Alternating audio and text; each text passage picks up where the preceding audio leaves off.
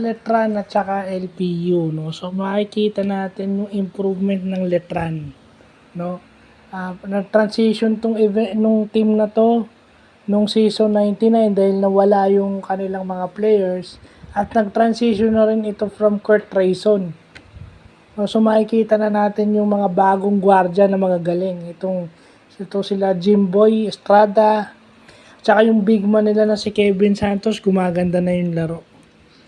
At ito yung may papiso-pisong tira sa perimeter, no? So talagang denominate niya yung paint na napaka-importante para sa isang basketball team na meron kang big man na pwede mong ma-establish offensively kasi alam naman natin pag mas malapit sa ring, high percentage shot yon. So kung yun yung ma-establish mo, malaki ang chance ng manalo. And plus, kontrolado niyo yung boards o yung rebounds. So yun yung basketball basics na kailangan malaman natin sa laro na to. Undersize ang LPU eh. Hindi